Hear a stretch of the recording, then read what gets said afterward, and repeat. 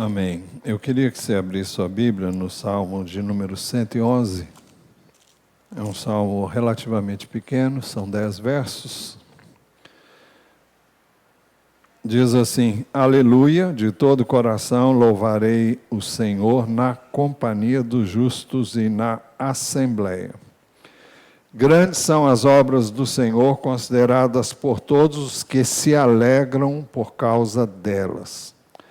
Em suas obras há glória e majestade, e a sua justiça permanece para sempre. Ele fez memoráveis as suas maravilhas, bondoso e compassivo é o Senhor. Ele dá sustento aos que o temem, sempre se lembra da sua aliança. Manifestou ao seu povo o poder das suas obras, dando-lhe a herança das nações. As obras de suas mãos são verdade e justiça, fiéis são todos os seus preceitos. Estáveis são eles para todo sempre, instituídos em fidelidade e retidão. Enviou ao seu povo a redenção, estabeleceu para sempre a sua aliança. Santo e tremendo é o seu nome. O temor do Senhor é o princípio da sabedoria. Revelam prudência a todos os que o praticam. O seu louvor permanece para sempre. Podem assentar-se. Cada verso deste salmo dá para fazer uma mensagem, né? Mas nós vamos examiná-lo no tempo que temos e da melhor forma possível. O Dia Nacional de Ação de Graças teve início nos Estados Unidos e foi instituído pelos que vieram da Inglaterra, eram cristãos, e eles então passaram a dar graças a Deus pela boa colheita que tiveram naquela ocasião, e depois passaram a fazer isso todos os anos. Na realidade, eu confesso para você, não pesquisei, não sei quando é que se dá a colheita no Brasil, e se temos uma época própria. Lá as estações são bem definidas, o que não acontece no nosso país. Mas eu sei que, de acordo com muitas técnicas modernas de produção, é possível ter várias colheitas durante o mesmo ano, dependendo do que se planta e daquilo que naturalmente depois é colhido. Mas no Brasil esse dia veio a ser instituído já há muitos anos, e ele é comemorado no próximo dia 24, a última quinta-feira do mês de novembro. E sentimos que devemos fazer isso antes de sairmos.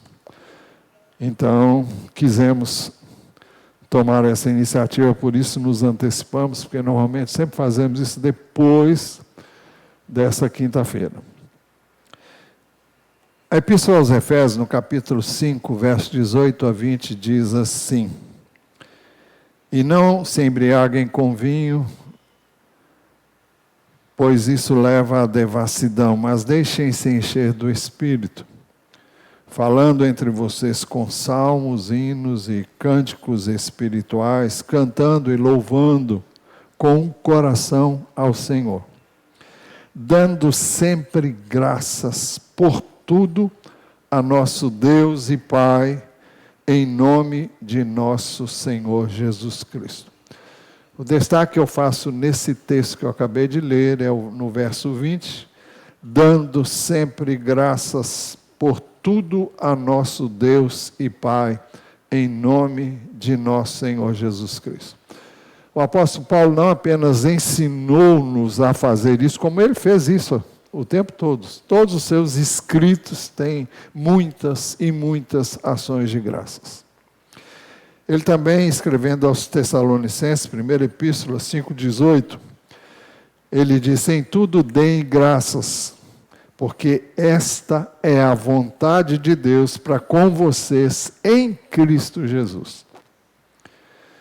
Colossenses 3,17. Tudo que fizerem, seja em palavra, seja em ação, façam em nome do Senhor Jesus, dando por Ele graças a Deus Pai. Essa recomendação, essa é a ênfase, não apenas aqui, mas em muitos outros textos que não registramos por razões óbvias. Voltando para o Salmo que nós acabamos de ler, o Salmo começa dizendo aleluia.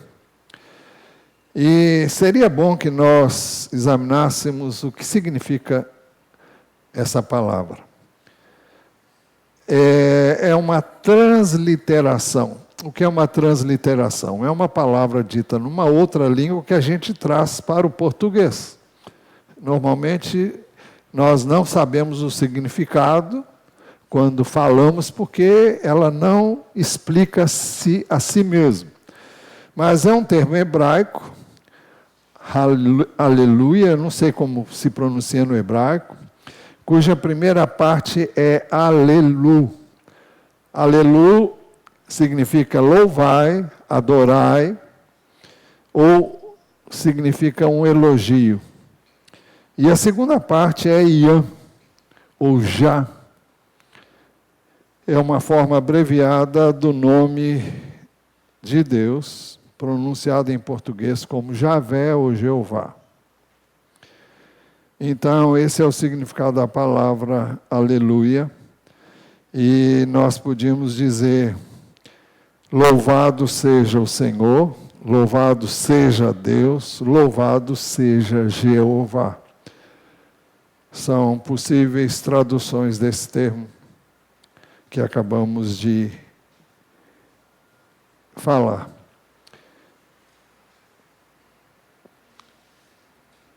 O mesmo texto, aliás, o mesmo verso, diz assim, de todo o coração louvarei ao Senhor.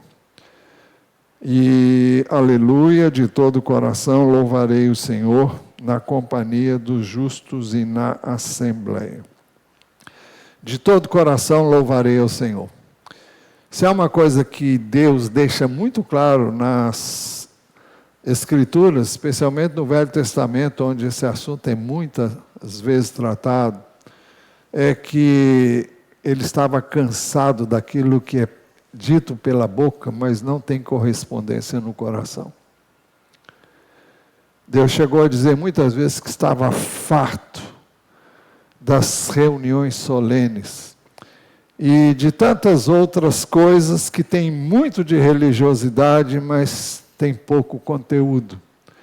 E nós temos que ter o cuidado, porque a nossa reunião como igreja é fruto da nossa relação com Deus durante o resto do tempo.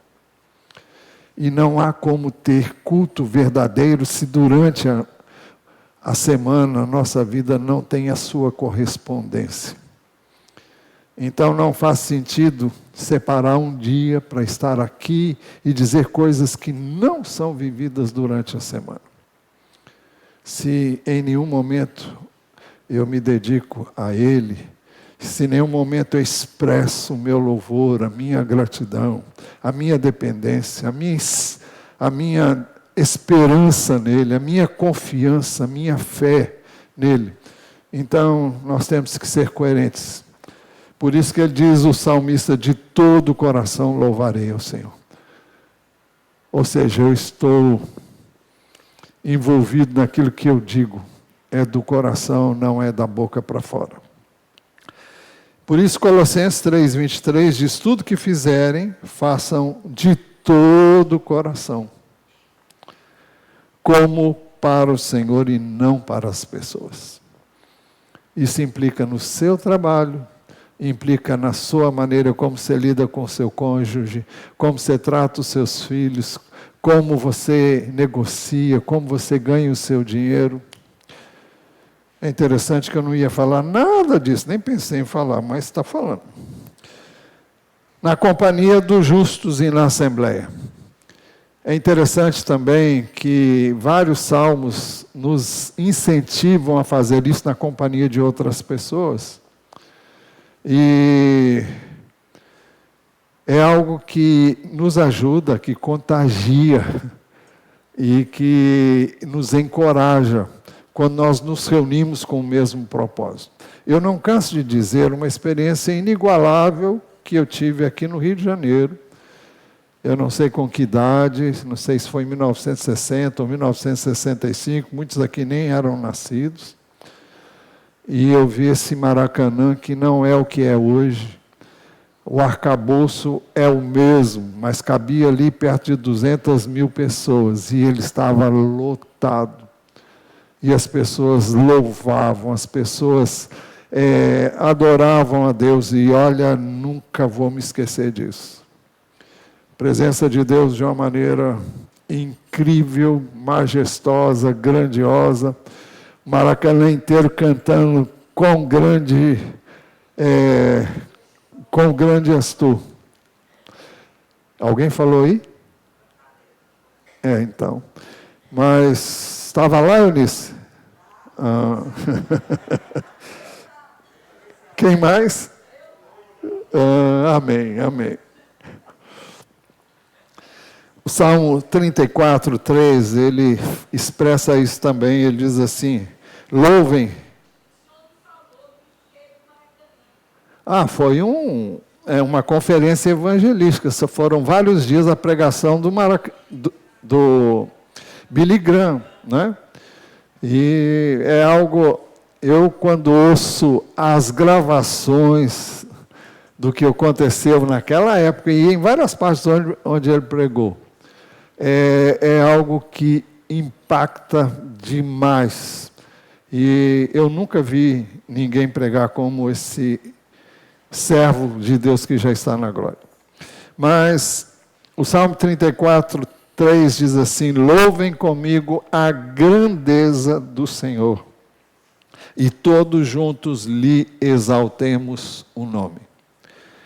Louvem comigo a grandeza do Senhor e todos juntos lhe exaltemos o nome. É um cântico que diz, engrandecei ao Senhor comigo e juntos exaltemos o seu nome. É um cântico antigo, né?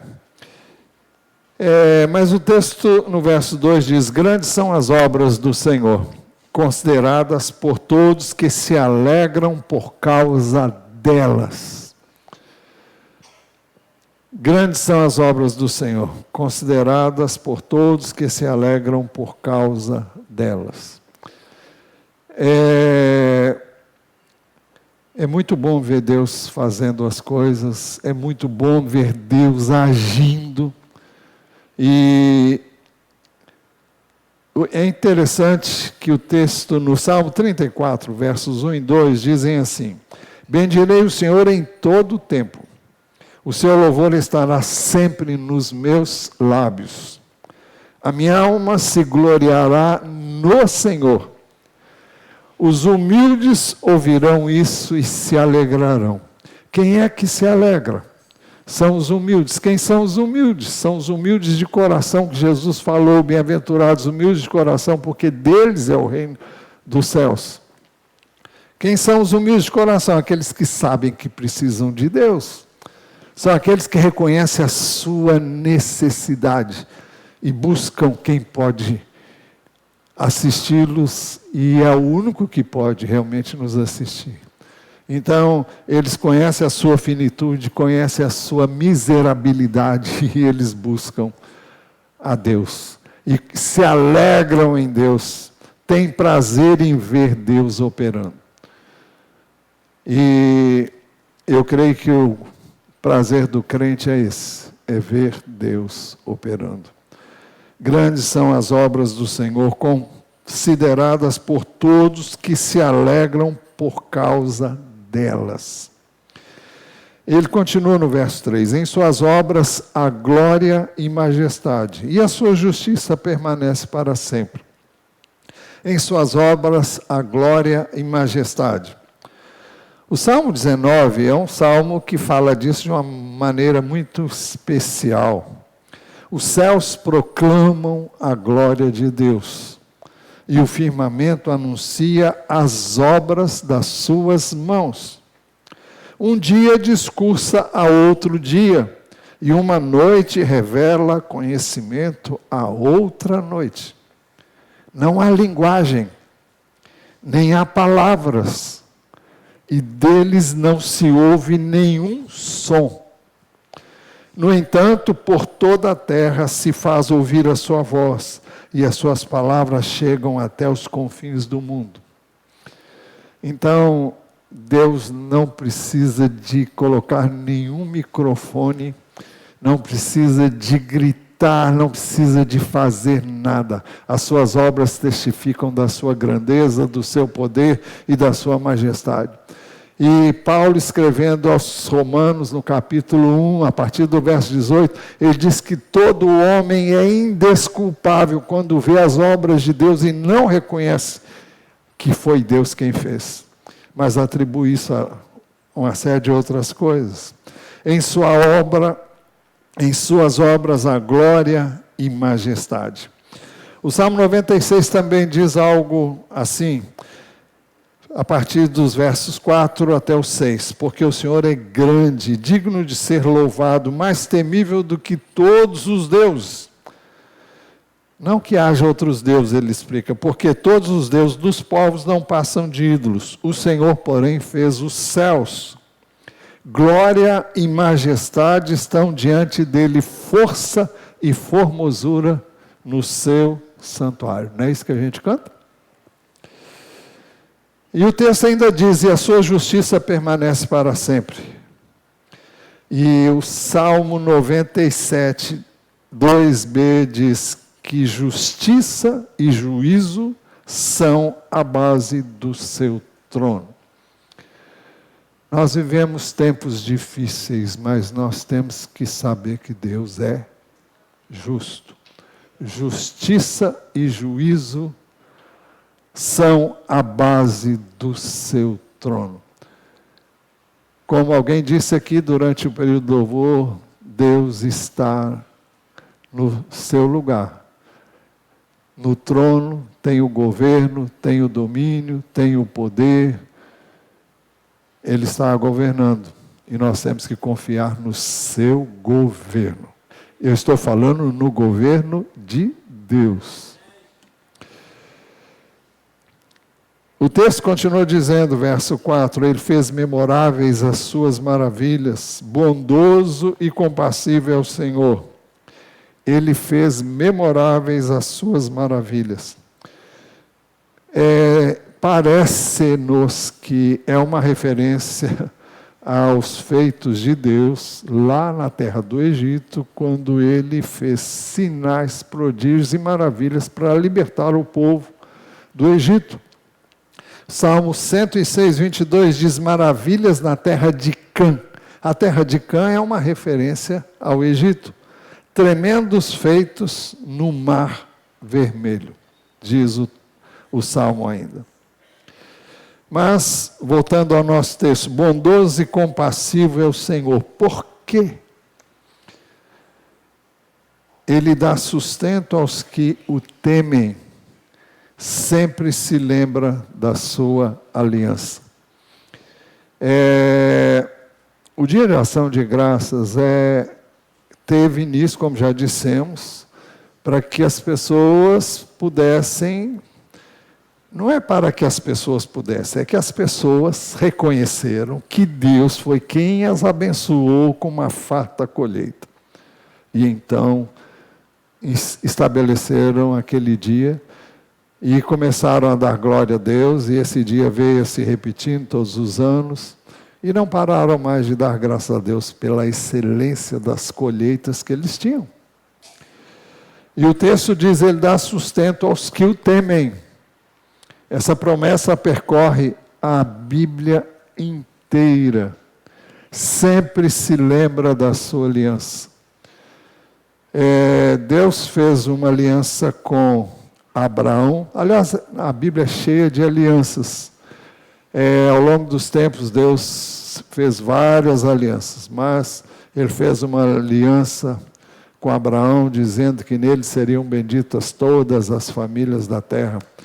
E era uma referência a Jesus, que através dele, todo aquele que nele crê seria abençoado, e assim as famílias que viessem a crer em Jesus seriam abençoadas nele. É uma promessa feita lá em Abraão. Depois Deus fez uma aliança também com o povo, quando tirou o povo do Egito, no deserto, e é verdade que o povo não cumpriu a sua parte, embora Deus sempre tenha cumprido a sua. Mas nós vamos falar sobre isso daqui a pouco. Ele dá sustento aos que o temem. Jesus disse lá, está registrado em Lucas 12, 24, observem os corvos, que não semeiam, não colhem, não têm despensa nem celeiros. Contudo, Deus os sustenta. Vocês valem muito mais do que as aves. Se Ele dá sustento aos corvos, Ele dá muito mais a nós. Salmo 112, 1 e 2 diz assim: Aleluia! Bem-aventurado é aquele que teme o Senhor e tem grande prazer nos seus mandamentos. A sua descendência será poderosa na terra, a geração do justo será abençoada. É uma promessa.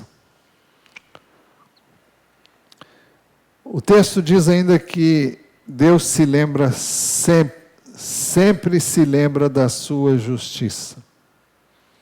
E mais uma vez nos reportamos ao Salmo 145, versículo 7, onde nós vemos assim: divulgarão a memória da tua imensa bondade e com júbilo celebrarão a tua justiça. Justiça fala do cuidado de Deus para com aquele que o teme, aquele que o teme, aquele que o busca, aquele que tem prazer nos seus mandamentos, como nós vimos anteriormente. Mas o texto continua dizendo, no verso 6, manifestou ao seu povo o poder das suas obras, dando-lhe a herança das nações. Nós temos aqui uma referência à terra prometida que foi dada ao povo de Israel. Então, ele manifestou ao seu povo o poder das suas obras, dando-lhe a herança das nações. Deus deu uma terra, tirou dela os povos que ali haviam enchido a medida daquilo que Deus podia suportar em iniquidade, e deu essa terra para o seu povo, no devido tempo, na devida ocasião. Verso 7, as obras de suas mãos são verdade e justiça, fiéis são todos os seus preceitos. As obras de suas mãos são verdade e justiça. Verdade. Aquilo que ele faz é permeado da verdade. Ele faz tudo em verdade, não há mentira, não há engano em Deus. As palavras dele são confiáveis. Por isso que Jesus também orou pedindo ao Pai para os seus discípulos e logo por nós também, pedindo: santifica-os na verdade. A tua palavra é a verdade. João 17, 17. O Salmo 97, 28 diz assim: justiça e juízo são a base do seu trono, já vimos. O texto básico diz: fiéis são todos os seus preceitos. E o outro Salmo, 19, 7, diz: a lei do Senhor é perfeita e restaura a alma. O testemunho do Senhor é fiel e dá sabedoria aos simples. Fiéis são todos os seus preceitos. Testemunho é uma outra palavra que é usada no Salmo 19 para descrever a palavra de Deus. E aqui também chamado de preceitos. Estáveis são eles. Eles o quê? Os preceitos, os testemunhos, a palavra do Senhor. Estáveis são eles para todos sempre, instituídos em fidelidade e retidão. Aquilo que Deus diz na sua palavra expressa a sua fidelidade, são promessas que Ele cumpre, estão permeadas do que é reto, do que é direito, não tem nada que tem meias verdades na palavra de Deus. Estáveis são eles para sempre.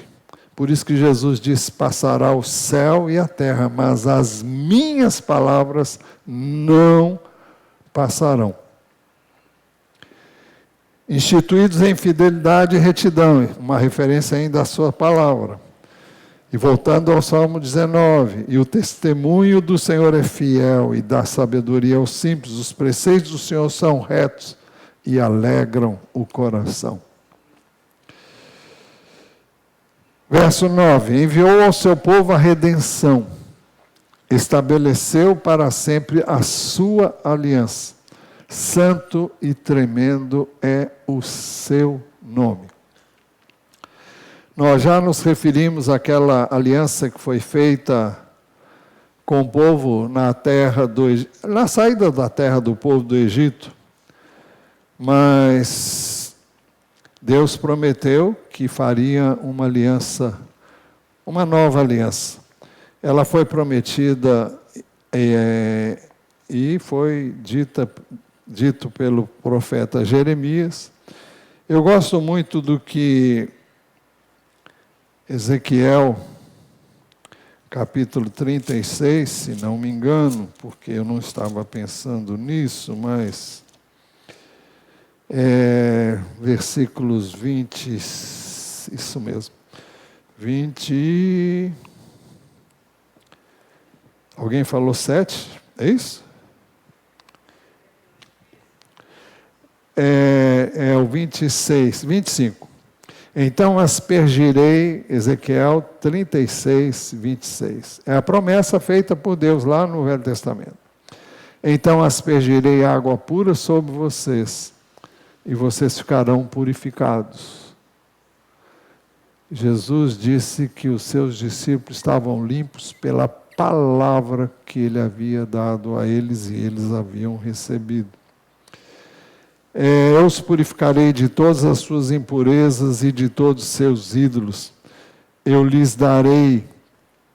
os purificarei de todas as suas impurezas, de todos os seus ídolos. Eu lhes darei um coração novo e porei dentro de vocês um espírito novo. Tirarei de vocês o coração de carne, é uma figura de linguagem, lhes darei um coração de tirarei de vocês um coração de pedra e lhes darei um coração de carne, um coração mole, sensível, não mole no sentido ruim. Porei dentro de vocês o meu espírito e farei com que andem nos meus estatutos, guardem e observem os meus juízos. Essa é a nova aliança. É a nova aliança, por isso que a nova aliança não é o que eu faço, é o que eu deixo Deus fazer em mim. É questão de uma entrega. Por isso Jesus disse, se alguém quer vir após mim, negue-se a si mesmo, dia a dia tome a sua cruz e siga-me. Porque quem quiser salvar a sua vida, perderá, mas quem perder a sua vida, esse a salvará. Quem perder a sua vida por minha causa, são 2 textos que eu já memorizei estou memorizando de Marcos, é diferente do de Lucas, capítulo 9, versículo 23. Mas em ambos os textos Jesus disse, se alguém quer vir após mim, negue-se a si mesmo, dia a dia tome a sua cruz e siga-me. Se você quiser salvar a sua vida, você vai perder. Se você perder a sua vida, você vai ganhar, você será salvo. Como? Se você quer viver uma vida com significado, Ele dá, é a dele. Você sai do caminho e deixa Ele tomar conta da sua vida. E esse o plano de Deus desde lá o Velho Testamento. E Ele cumpriu isso. E o cumprimento disso está escrito lá em Hebreus. Ainda tem um tempo, mas eu não vou abusar não. Em Hebreus capítulo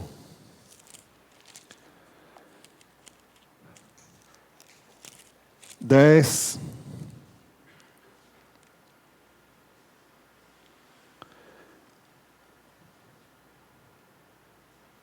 esse mesmo, versículo 16. Esta é a aliança que farei com eles, uma referência aqui ao profeta Jeremias. Promessa dele feita lá. Depois daqueles dias, diz o Senhor, imprimirei as minhas leis no coração deles, ou seja, no seu espírito, e as inscreverei sobre a sua mente. E acrescenta também dos seus pecados e das suas iniquidades, jamais me lembrarei. Nós não vamos jamais ver em tempo algum Deus dizendo, olha, você lembra do que você fez? Não. Isso fazem as pessoas quando elas estão com raiva de alguém, então elas dizem, você lembra aquele dia que você falou? Meu Deus do céu. Você já foi perdoado, já foi purificado, já pediu perdão e a pessoa, faz você lembrar do seu pecado. Foi pecado? Foi. Foi erro? Foi. Mas foi confessado, Deus perdoou, e quem é você para não perdoar? Eu não sei porque que eu estou falando isso, mas... Então o texto diz, enviou o seu povo à redenção, estabeleceu para sempre a sua aliança, santo e tremendo é o seu nome. Amados, nós temos uma aliança com Deus. Essa aliança foi feita com o sangue precioso de Jesus. Custou um alto preço. E ela é uma aliança eterna. Nada vai desfazer essa aliança. E, finalmente, no último verso, diz assim, o temor do Senhor é o princípio da sabedoria. Revelam prudência a todos os que o praticam. O seu louvor permanece para sempre. O temor do Senhor é o princípio da sabedoria. O que é o temor do Senhor? Provérbios capítulo 8, versículo 13, diz isso com uma clareza indiscutível. O temor do Senhor consiste em odiar o mal. Eu odeio a soberba, a arrogância, o mau caminho e a boca que fala coisas perversas. Se há uma coisa que eu e você temos que odiar, é a soberba, a arrogância, o mau caminho, a boca que fala coisas perversas, enfim, todo pecado. Nós temos que odiar o mal. O temor do Senhor consiste em odiar o mal. Tudo que é mal, eu e você devemos odiar. Não devemos odiar pessoas, mas o mal que vem delas. Não delas. Delas nós temos que ter misericórdia e temos que orar por elas. Mas temos que odiar aquilo que é dito. Toda palavra que derruba, toda palavra que traz medo, traz insegurança, toda palavra que não edifica, né? Como diz Filipenses capítulo 4, versículo 8. Finalmente, irmãos, tudo que é verdadeiro, tudo que é amável, tudo que é justo, tudo que é puro, tudo que é de boa fama, se algum louvor existe, se alguma virtude há, seja isso que ocupe a mente de vocês. Bom, é só isso, em Cristo Jesus. Então, o temor do Senhor consiste em odiar o mal. E o texto diz que o temor do Senhor é o princípio da sabedoria. Temer a Deus. Por que alguém temeria a Deus? Porque crê nele, porque conhece a Deus. Quem é que não guarda a palavra? Não estou falando guarda no sentido de perfeição. Quem é que não está nem aí para a palavra de Deus? É quem não crê, quem não teme, não conhece. Você não pode temer quem você não conhece. Mas se você conhecer o Senhor, de fato, você vai temer o seu nome. E o texto diz ainda, o verso 10 do Salmo 111, revelam prudência a todos os que o praticam. Praticam o que? O temor do Senhor. É sábio e prudente temer o Senhor. Só um louco não teme a Deus. E finalmente, a última frase do Salmo diz, o seu louvor permanece para sempre. Então, concluindo, o Salmo começou com a palavra aleluia, que significa louvado seja o Senhor. E termina com a expressão, o seu louvor permanece para sempre. Damos graças a Deus por conhecer a Deus. Melhor, por termos sido conhecidos por Ele. Eu não sei de você, mas eu agradeço sempre a Deus porque Ele me achou, porque Ele me encontrou e porque eu fui objeto da sua graça. Olha, isso é um favor que não tem preço.